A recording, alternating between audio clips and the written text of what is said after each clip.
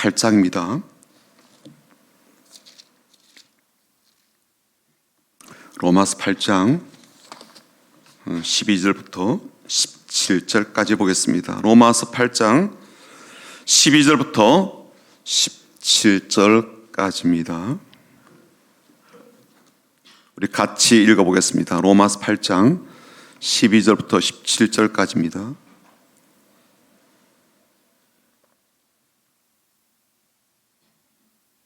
우리 같이 읽겠습니다. 그러므로 형제들아, 우리가 빚진 자로 돼 육신에게 져서 육신대로 살 것이 아니니라. 너희가 육신대로 살면 반드시 죽을 것이로되 영으로서 몸의 행실을 죽이면 살리니 무릇 하나님의 영으로 인도함을 받는 사람은 곧 하나님의 아들이라. 너희는 다시 무서워하는 종의 영을 받지 아니하고 양자의 영을 받았으므로 우리가 아빠 아버지라고 부르짖느니라. 성령이 친히 우리의 영과 더불어 우리가 하나님의 자녀인 것을 증언하시나니 자녀이면 또한 상속자 곧 하나님의 상속자요 그리스도와 함께한 상속자니 우리가 그와 함께 영광을 받기 위하여 고난도 함께 받아야 할 것이니라. 아멘. 꽃샘추위가 지나가고 있는데요, 본격적으로 아마 봄이 이번 주가부터 시작이 될 것 같습니다.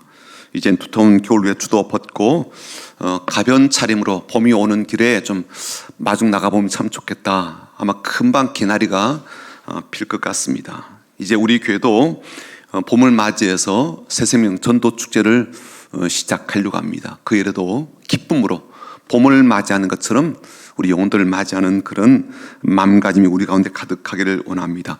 그런 마음으로 우리가 앞뒤 좌우로 보시면서 서로 응원하고 격려하고 축복하는 인사를 나누겠습니다. 주님의 이름으로 축복합니다로 인사하겠습니다. 주님의 이름으로 축복합니다. 주님의 이름으로 축복합니다. 주님의 이름으로 축복합니다. 한 번 더 인사하겠습니다. 주님의 마음으로 사랑합니다.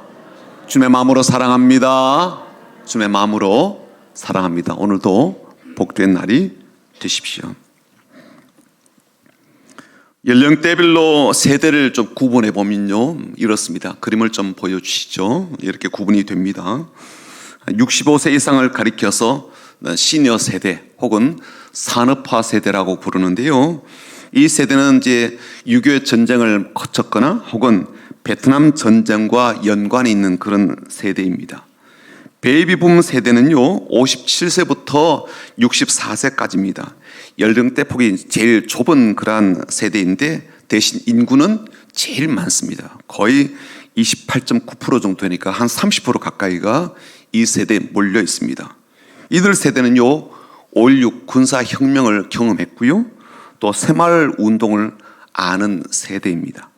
그 다음이 X세대인데 X세대는 41세부터 56세까지입니다. 근데 이 폭이 넓다 보니까 이 X세대를 386 세대와 X세대로 또 나누기도 하는데요, 386 세대는 60 항쟁도 겪고 민주화를 또 겪은 세대입니다. 반면에 X세대는요 이 성수대교라든지 또 삼풍백화점의 붕괴 사고를 경험한 그런 세대예요.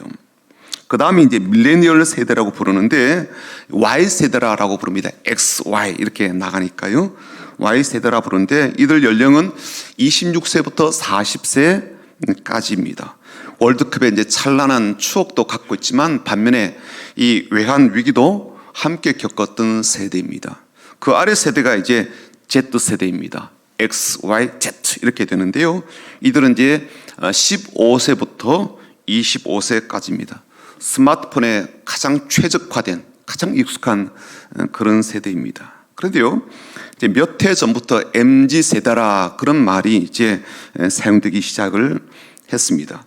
밀레니얼 세대의 M하고요, Z세대의 Z하고 같이 합치다 보니까 이 인구 규모에 있어서는 굉장히 많아요. 한 34% 정도 차지하게 됩니다. 나이로 본다면 15세에서 40세까지 아주 폭넓은 그런 세대입니다. 조금 좁혀서 2030 세대라 그렇게 부를 수도 있을 겁니다. 사실 세대라는 말에는요 자연스럽게 차이라는 말이 뒤따라오지 않아요. 그렇죠? 그만큼 각 세대 간의 가치관이라든지 생활 방식이 너무나도 많은 차이를 보이기 때문이죠. 그런 맥락에서 이 MZ 세대에 대해서도요, 이 기성 세대가 잘 이해가 안 된다라고 여겨지는 부분들이 많습니다.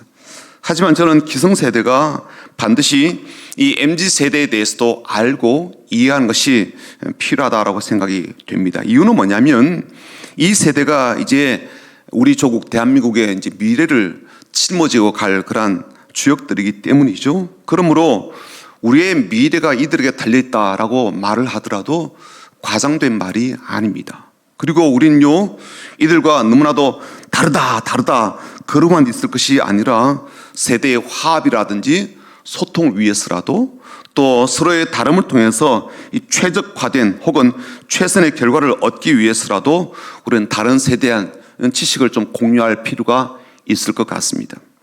우선 MZ세대가 그들의 시대 속에서 무슨 일을 겪었는지를 우리가 조금 추억해 볼 필요가 있습니다. 제가 최근에 이제 MZ세대에 대한 글을 이제 읽게 되면서 그 부분에서 몇 가지 좀 인용해 드려 볼게요.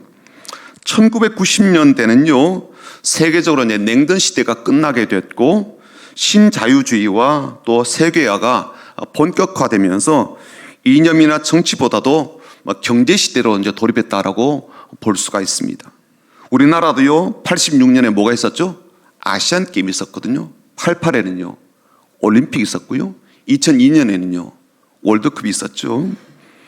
그때 이런 이제 큰 국가적 행사를 치르면서 우리의 자신감도 막 이렇게 이제 상승하는 그러한 시기를 거쳤습니다. 그리고 2000년대를 이제 넘어서면서 개인용 컴퓨터라든지 핸드폰이 대중화되게 되었고요. 또 초고속 인터넷이 IT 혁명을 막 이루면서 엄청나게 이제 많이 사람들에게 보급이 되었습니다. 객관적인 어떤 지표로 본다면요, 어쩌면 우리나라가 단군 이래 최대치에 오른 그러한 모습을 우리가 보게 되었습니다. 그러나 이처럼 화려한 이면에는 사회 불안이라든지 미래의 불투명한 일이라든지 이런 것들이 좀 깊게 드러워지는 시기이기도 했습니다. 왜냐하면 1997년도에 뭐가 있었죠? IMF가 터졌거든요. 어마어마한 일이 터졌다고요. 그리고 2008년도에도 한번 일이 있었습니다. 그때는 미국에서 리먼 브라더스 이게 사태가 벌어지고 경제적인 위기가 우리나라까지 확 덮치는 그런 일이 있었습니다. 이것 때문에 아주 심각한 어려움을 겪게 되었는데 우리나라에는 이제 비정규직이 막 확산이 되었어요. 그리고 가정 경제도 그러다 보니까 불안해지게 되었고요. 또 소득 격차가 너무나도 이제 크게 벌어지면서 중산층이 좀 몰락하는 그런 시기가 되었습니다. 물론 그런 시대 속에서도요, 세계 최첨단의 기술이라든지 문화를 실시간으로 즐길 수도 있었고, 당장 눈앞의 현장은 말할 수 없이 화려한 그런 모습도 보게 되었습니다. 하지만 반면에 우리 가정들은 매우 불안해졌습니다. 개인들은요, 미래가 잘 보이지 않았습니다. 혼란함을 경험하게 되었죠. 각종 영상 매체를 보거나 거리를 나가 보면요, 너무나도 화려해진 거예요. 다들 매력적인 그런 모습을 보여주었지만 자기는 그렇지 못하다라고 생각되니까 내면적으로는 매우 우울함과 절망감이 많았던 그런 시기이기도 했습니다. 젊을수록 더 그랬거든요. 그래서 88만 원 세대라는 그런 말이 이제 나오게 된 겁니다. 그리고 어떤 말도 나오게 된가 하면 3포 세대, 5포 세대라는 말도 그때 이제 나오게 되었죠. 포기할 목록이 자꾸만 늘어난 그런 세대였습니다. 2019년에 영화 가운데 굉장히 히트를 친 영화가 있었는데 기생충이라는 영화가 나오게 되었는데요. 이런 영화 같은 삶이 현실인 이들이 이제 적지 않게 우리 사회 속에 막 이제 드러나게 되었습니다. 바로 MZ 세대는 이런 답답한 현실을 이제 공유하는 세대라고 볼 수가 있습니다. 그런데요, 이런 MZ 세대가 겪은 이런 현실보다도 우리가 좀 더 주의를 기울이고 또 관심을 우리가 가져야 될 필요가 있는 부분이 있습니다. 그건 뭐냐면 MZ 세대가 현재의 자신을 해석하는 방법이 너무나도 다르다는 것이 있습니다. 이것 때문에 이제 기존 세대와 이제 갈등을 겪기도 하고 긴장을 가지게 되는 부분이기도 한데요. 기성 세대는 항상 이제 과거를 통해서 현재를 이렇게 보게 되거든요. 우리 어렸을 때 어른들로부터 그런 이제 이야기를 종종 들었지 않습니까? 너희들이 가난을 알아? 뭐 그런 얘기를 많이 들었습니다. 이해가 됐죠. 근데 MZ세대는요, 기억할 수 있는 시간이 좀 짧아요. 그리고 비교할 경험이 좀 부족하다 보니까 과거는요, 그렇게 큰 의미가 없습니다. 오히려 현재를 바라보고요, 미래에 대한 생각을 더 많이 품게 되는 거죠. 기성세대는 뭐 전쟁 통해서도 자식을 낳았습니다. 군사 독재 아래서도요, 소망을 갖고 버텨내었거든요. 그때와 비교하면 지금은 행복한 줄 알아. 이제 기성세대는 그렇게 말을 하지만, 그러나 MZ세대가 느끼는 것은요, 전혀 또 달라요. 지금 젊은 사람들은요, 어떻게 생각하는가 하면 금수저를 쥐고 나지 않는 한 비정규직 같은 이런 삶을 벗어나기 어렵다고 생각을 합니다. 지금 세계적 추세가 또 그렇기도 하고요. 모든 경제적 지표라든지 뭐 사회적 지표가 어떠냐면은 지금의 세대보다도 자기 세대가 더 어렵다라고 그렇게 예상을 하거든요. 부모 세대보다도 내 미래가 더 어렵다라고 그렇게 다 생각을 품고 있습니다. 이런 상황 속에서 연애도 포기하고 결혼도 포기하고 출산도 기대하지 않죠. 혼자 벌어서 혼자 쓰는 게 낫다라는 생존 방식을 자꾸만 가지게 되고 그것에 익숙한 삶을 살아왔습니다. 그런 기준에서 본다면요, MZ세대에는요, 미래에 대한 답이 좀 없어 보입니다. 당장의 막막함을 불행으로 느낄 가능성이 참 크고요. 또 함께 경험하고 함께 나눌 이 공동 연대적인 그러한 이야기가 없으니까 항상 혼자라고 느끼고 각자 행복을 위해서 또 각자 도생하는 그러한 것이 익숙한 세대이기도 합니다. MZ세대에 속한 사람들이 우리한테 들려주는 이러한 이야기가 조금 들어보면 우리가 좀 더 이해가 될 것 같아요. 이런 이야기를 이들이 하게 되거든요. 정말 자기 자신만 위해 산다, 희생을 꺼린다, 엄청난 개인주의를 안고 있다, 리더도 없다, 굳이 말하면 같이 사는 법을 모른다, 자기 행복이 중요하다, 정말 잘 살고 싶어 한다, 개인의 행복과 동떨어져 보이는 정치에는 별로 관심이 없다, 어떻게든 돈 벌어서 일을 안 하고 즐기며 살 수 있을까 생각하는 것 같다. 그래서 돈을 사랑하지만 문제는 실행력이 없다는 것이다. 한마디로 답이 없다. 이 말은 한편 규정된 정답을 거부하고 다양하다 그런 뜻이기도 하지만 다른 한편 길이 안 보인다라는 뜻이기도 하다. 실제로 워라벨에 관심이 많다. 조금만 일해서 돈을 벌어도 즐기려고 한다. 현재도 부양 가족이 없고 결혼과 출산을 크게 생각하지 않으므로 앞으로도 없을 것이다. 그러니 먹고 쓰는 게 중요하다. 내적으로 단단한 사람보다 연예인이나 인플루언서에 관심이 많다. 그들이 그저 예쁘고 멋있다라는 정도를 넘어서서 그들이 모든 것을 옳게 보고 또 그들이 하는 것을 좋게 보고 특별히 숭배하는 마음도 있다. 뭐 이런 이야기들을 MZ세대가 하고 있다는 거예요. 근데 이런 MZ세대의 이야기를 듣고 나면요, 이런 세대에 대해서는 이해가 되기도 하지만 다른 한편으로 이 세대가 좀 더 멀리, 좀 더 넓게, 좀 더 길게 봐야 될 부분도 있겠구나라는 생각을 하게 되죠. 우선 지금 당장 그리고 앞으로의 부담감 때문에 가족 없이 독자 생존을 꿈꾸는 게 과연 지속 가능한 합리적 선택일까 하는 거예요. 지금은 이렇게 사는 것이 뭐 더 현실감이 있을 수도 있고요, 또 쿨해 보일 수도 있긴 하겠지만 30년쯤 지나가지고 그들도 노년기에 접어들게 되었을 때 지금의 선택이 그들의 노후를 더 어둡게 만들지는 않을까라는 우려가 우리에게 있습니다. 30년 후 사회적으로 부양해야 될 사람은 더 많아지겠죠. 그렇죠? 노인들이 많아지게 되는데 정작 자신은 수입도 변변치가 않고 게다가 가족이라든지 1차 관계망도 좀 부실하다면 과연 국가와 사회가 그런 부실한 관계망을 보충해 줄 수 있겠는가라는 겁니다. 젊고 건강할 때 이 자유로움은요, 행복일 수가 있겠죠. 아무도 거리끼는 게 없으니까. 반면에 늙고 병들어서 갖게 되는 자유로움은 오히려 외로움과 서러움이 될 가능성이 많지 않겠습니까? 물론 그래서 지금도 혈연 관계를 뛰어넘는 그런 사회적 관계망으로 그것을 보충해 보려고 보완하려는 노력을 활발하게 하지만 그 범위의 정도가 한계가 있지 않을까라는 생각이 드는 겁니다. 이 모든 것들은요, 그들만이 아니라 기성세대도 함께 좀 고민하고 생각해 봐야 될 과제라고 저는 그렇게 여겨집니다. 지금까지 해왔던 이 MZ 세대들의 이제 선택들이 사실이라고 한다면요, 그런 선택적 삶으로 행복을 쌓기보다는 기초가 너무 이제 불안해 보이는 거죠.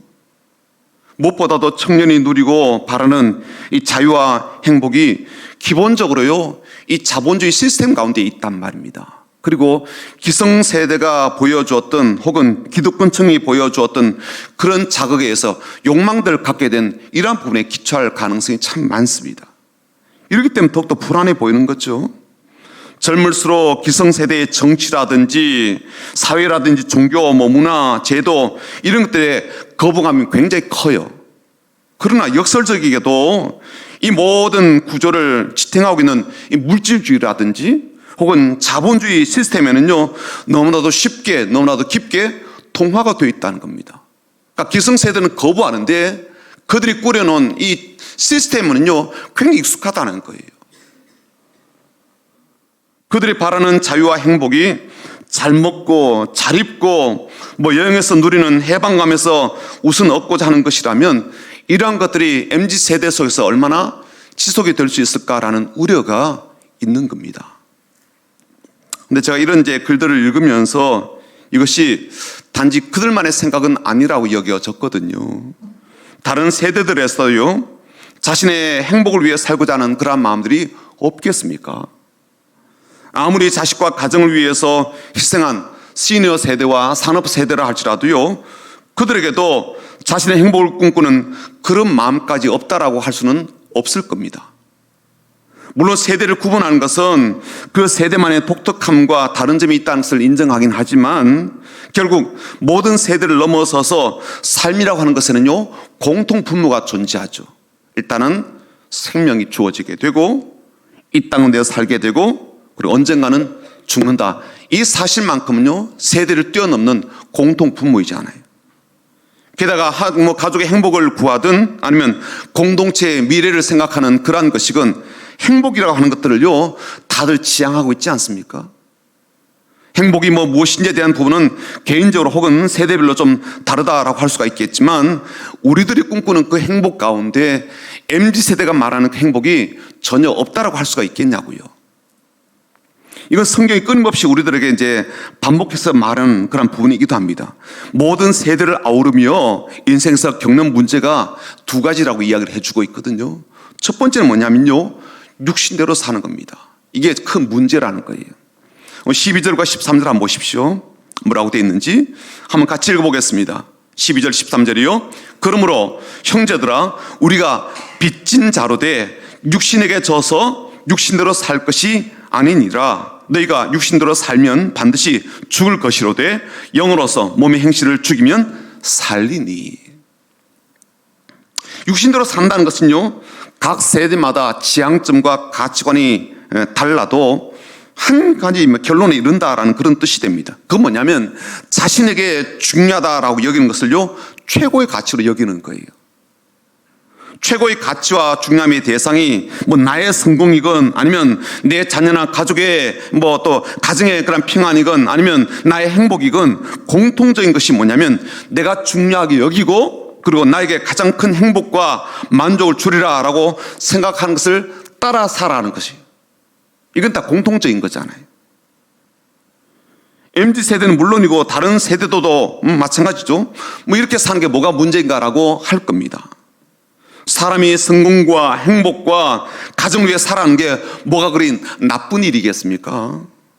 하지만 오늘 말씀에는요, 그런 삶에도요, 두 가지 문제가 있다는 거예요. 한 가지 뭐냐면 육신에게 진다라는 문제가 있습니다. 육신에게 져서 육신대로 살고 있다는 거예요. 이건요, 다른 길이 있음에도 불구하고 육신의 미혹이든 육신의 강압이든 아니면 육신의 무력함이든 그런 것들에 의해서 이기지 못하고 지게 되면서 끌려가고 결국은 육신대로 산다는 이런 문제가 있다는 거예요. 저는 이런 증상들을 우리가 다 경험하고 알고 있다고 생각합니다. 이런 거예요. 이게 아닌데 하면서도 불구하고 어쩔 수 없이 살아가는 모습이 우리 가운데 있잖아요. 이게 길이 아닌데라고 하면서요, 현실적으로 하는 수가 없어서 그렇게 살아가는 것이 우리에게 있지 않습니까? 이게 바로 성경이 말하는 육신에게 진다라는 그런 표현입니다. 결국은요, 육신에게 이기며 살아야 될 인생인데 반대로 육신에게 져서 육신대로 사는 것이 문제라는 거예요. 또 다른 문제가 있는데 그건 뭐냐면 육신대로 살게 되면 이르게 되는 결론이 죽음이라는 겁니다. 이미 여러 번 말씀을 드렸다시피 이 말은요, 어차피 사람은 다 죽는다 그런 의미가 아니에요. 이 말은 육신대로 사는 그 사람은요, 영원한 죽음의 자리에 이르게 된다 그런 뜻입니다. 한 번 죽는 죽음이 아니라 죽음이 영원히 이어지는 그런 죽음을 말합니다. 죽음의 이 고통을 영원히 반복하는 그런 죽음이죠.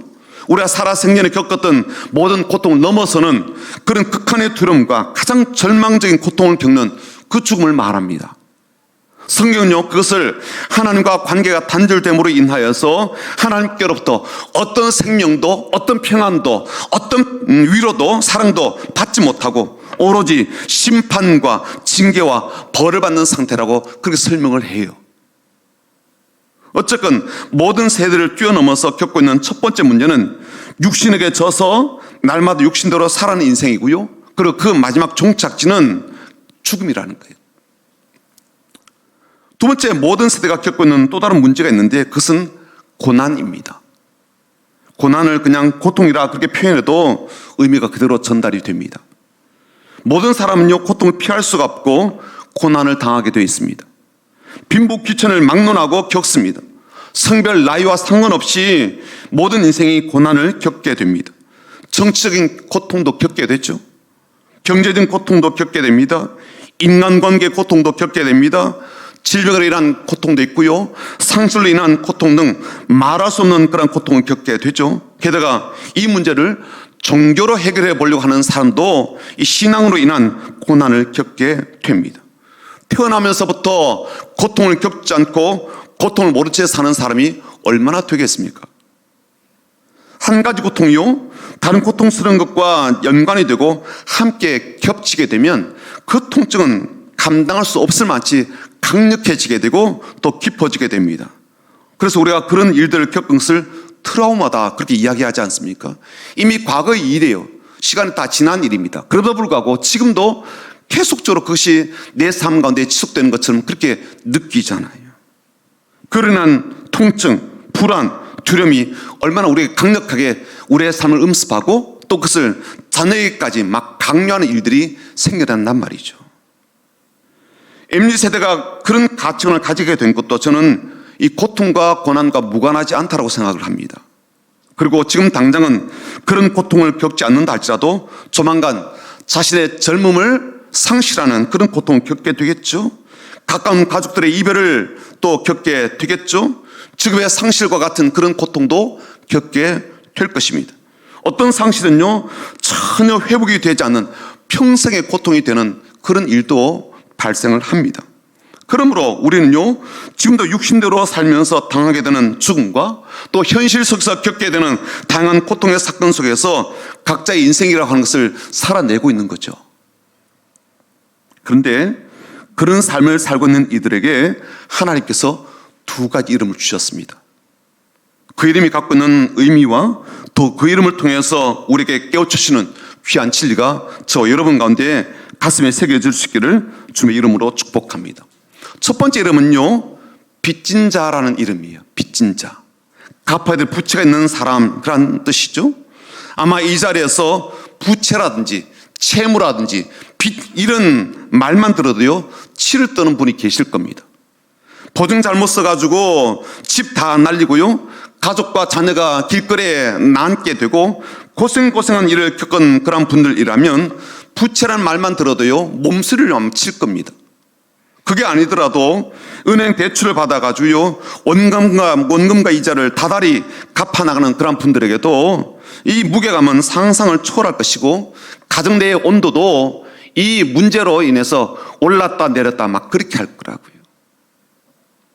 그렇다면 하나님께서 우리를 빚진 자라고 말씀하신 것은 무슨 의미이고 무슨 이유 때문일까요? 우리 빚진 자라고 한 것은요, 우리가 하나님께로부터 받은 것이 있다라는 그런 뜻입니다. 우리가 육신대로 살면서 그 결과로 죽음에 이르게 되는 그런 존재인데, 그런 우리들을 위해서 예수님께서 대신 죽음에 자신의 삶을 내어주심으로 우리의 죄의 값을 치르셨다는 거예요. 그래서 우리는요, 바로 나의 죄값에 대한 부채를 하나님께 지고 있는 셈입니다. 내가 감당해야 되고 내가 갚아야 될 모든 죄의 빚을 하나님께서 남김없이 청산해 주셨다는 거예요. 그래서 우리는요, 하나님께 빚진 자입니다. 12절 한번 볼까요? 12절 같이 읽어보겠습니다. 12절입니다. 그러므로 형제들아, 우리가 빚진 자로 돼 육신에게 져서 육신대로 살 것이 아니니라. 근데 여러분, 하나님께서 우리를 향해서 너는 나에게 빚을 진 자이니까 내게 빚을 갚아라 라는 의미로 우리에게 빚진 자라고 그렇게 말씀하신 게 아니에요. 여러분, 빚이라고 하는 것을 한번 생각을 해보자고요. 이 빚은요, 누군가로부터 내가 무언가를 받은 거거든요. 그렇죠? 돈을 받았건 아니면 도움을 받았건 사랑을 받았건 내가 그 사람으로부터 무언가를 받고 난 뒤에 생기는 것이 이제 부채거든요. 그리고 그것을 우리가 부채의식이라고 말합니다. 빚진 마음이죠. 우리가 작은 것이라도요, 누군가로부터 받게 되면 부채의식이 생겨납니다. 빚진 마음이 생겨나요. 그러므로 하나님께서 우리에게 빚진 자라고 하신 것은요, 우리를 부끄럽게 하려고 혹은 수치스럽게 하려고 하는 목적이 아니에요. 당장 빚부터 갚아라 라는 그런 목적에서 빚진 자라고 말씀하신 게 아니에요. 이 말씀하신 이유는 이렇습니다. 내가 하나님께로부터 받은 것이 있음을 일깨워주는 목적이에요. 우리는요, 하나님께로부터 사랑을 받았습니다. 우리 하나님께로부터 은혜를 받았습니다. 하나님께로부터 용서를 받았습니다. 허물을 덮어주시는 긍휼을 받았습니다. 우리를 보호하시고 지켜주시는 은혜를 받았습니다. 우리 안에 함께 하시고 동행하시며 우리의 모든 삶을 주관하시는 은혜를 받았습니다. 그리고 하나님의 아들을 우리를 위해서 내오시는 그 사랑, 심지어 하나님의 영이신 성령께서 우리 안에 거주하시는 놀라운 은혜를 받은 그런 사람들입니다. 이렇게 받은 것이 많은 존재임을 일깨워주는 말이 무슨 말이라고요? 빚진 자라는 말. 받은 것이 없다면요, 빚도 없습니다.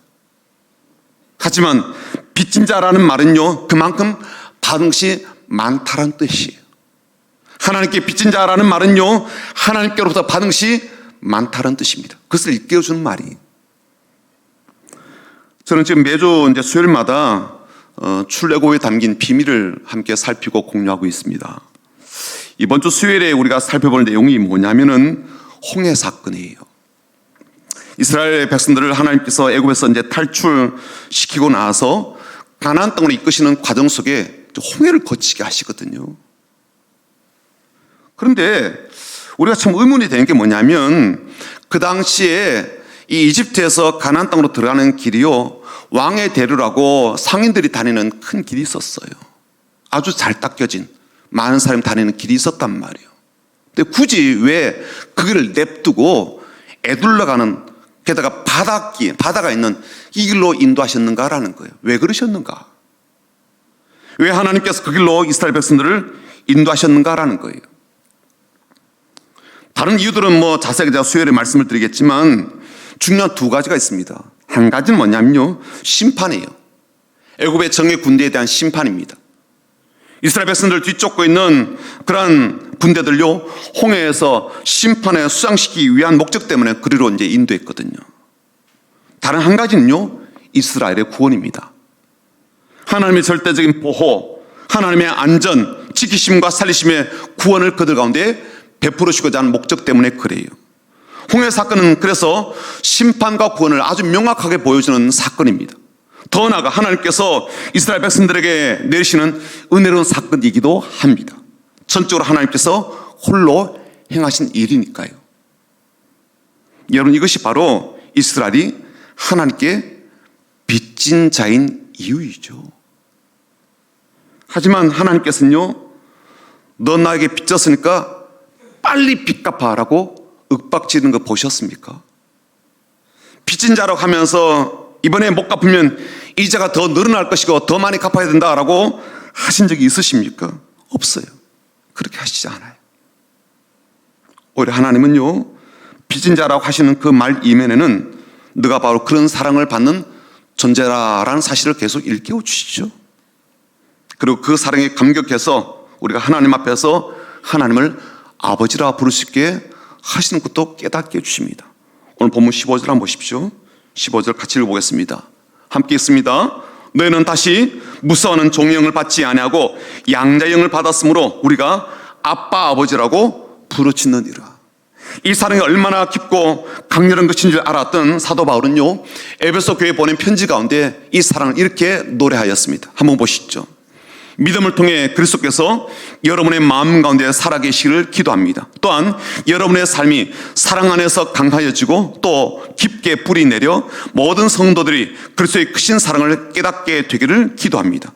그분의 사랑이 얼마나 한없고 넓으며 얼마나 깊고도 높은지를 진정으로 깨닫게 되기를 기도합니다. 그리스도의 사랑을 어느 누가 잴 수 있겠습니까? 그러나 그 사랑을 체험하여 하나님의 충만함이 여러분의 마음속에 채워지기를 기도합니다. 빚진 자라는 말 속에는요, 하나님의 사랑의 깊이, 넓이, 높이, 길이가 어떤지를 깨달았으면 좋겠다라는 의미가 담겨 있어요. 두 번째, 하나님께서 하신 이 이름과 내용은요, 상속자입니다. 상속자.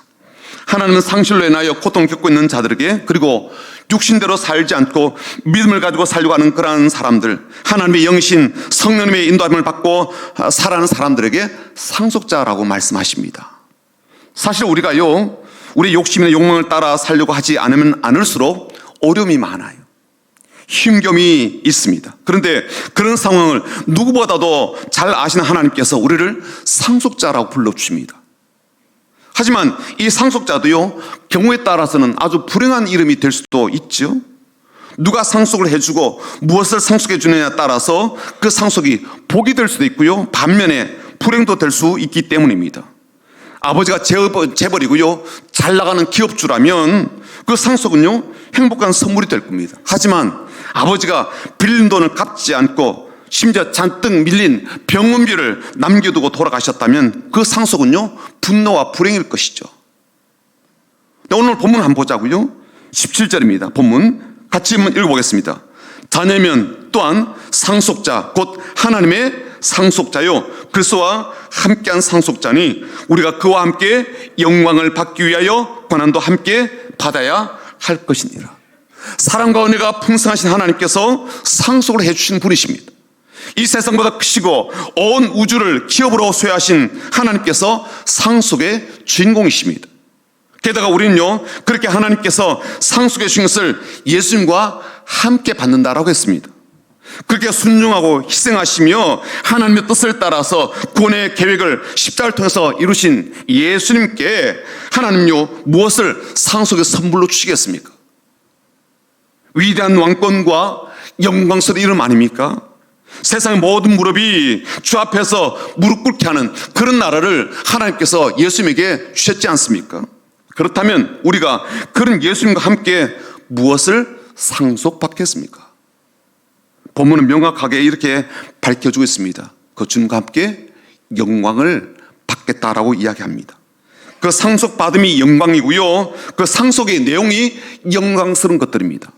그래서 여러분, 자, 이 말씀 묵상하고 또 설교를 준비하면서 제 마음이요, 나는 빚진 자다, 나는 빚진 자다, 나는 하나님의 상속자다, 상속자다 그러면서요, 갑자기 이런 마음이 드는 거예요. 어떤 마음이냐면, 빚진 자를 상속자로 삼는다는 게 말이 되나라는 거예요. 빚진 자를 상속자로 삼는 게 말이 되냐? 그렇지 않을까요? 빚진 자는요, 뭔가 갚을 것이 남아있는 사람이잖아요. 갚아야 될 사람이라고요. 부채를 짊어지고 있는 사람이잖아요. 그러니까 이 사람은 뭔가 받을 것이 있는 사람이 아니라 도리어 갚아야 될 사람인 거죠. 그런데 하나님요, 갚아야 될 사람이 있는, 갚아야 될 것이 많은 이러한 사람, 빚진 우리들에게요, 상속자라고 불러주시고 예수님과 함께 영광을 받게 될 것이다라고 말씀하신다는 거예요. 채무자에게 채권자가 자기가 가진 가장 좋은 것과 가장 귀한 모든 것을 상속하겠습니까? 채권자는요, 받을 권리가 있는 그런 사람인데 도리어 더 놀라운 것을 주는 이런 기가 막히는 상속을 누구에게 한단 말입니까? 이미 우리가 보았듯이 우리는요, 각자 도생의 시대를 살고 있습니다. 소확행이라도 했으면 좋겠다라는 그런 개인주의에 익숙한 시대를 살고 있지 않아요. 나의 경험이 최고의 가치인 것처럼 착각하고 내 만족의 행복을 추구하는 그런 시대를 살고 있습니다. 반면에 또 그것으로 인해서 또 얼마나 많은 고통을 겪고 있는지 몰라요. 그런 사람들에게 하나님만이 주실 수가 있고 아버지만이 내릴 수가 있는 사랑을 부어주시면서 그들은 내게 사랑의 빚을 지고 있는 사람이라고 하시고 내 은혜를 받고 있는 사람이라고 하십니다. 더불어 그것도 모자라서 내 모든 영광과 내 모든 나라와 내 모든 권세까지 주님과 같은 자기를 가진 사람으로 여기시면서 승계해 주시는 상속자라고 말씀해 주십니다. 여러분, 이 상속자라는 말이 얼마나 우리들에게 의미가 있는 말인지 모릅니다. 그래서 지금은 고난 중에 있을지라도 지금은 가진 것이 아무것도 없고 그야말로 삶 가운데 빚을 털고 나면 거지가 같은 그런 삶일지 몰라도 지금은 별것 아닌 그런 존재일지 몰라도 나는 아버지 하나님의 상속자임에 틀림이 없습니다. 그리고 언젠가는 당연히 상속자로서 그 모든 것을 다 받게 될 겁니다.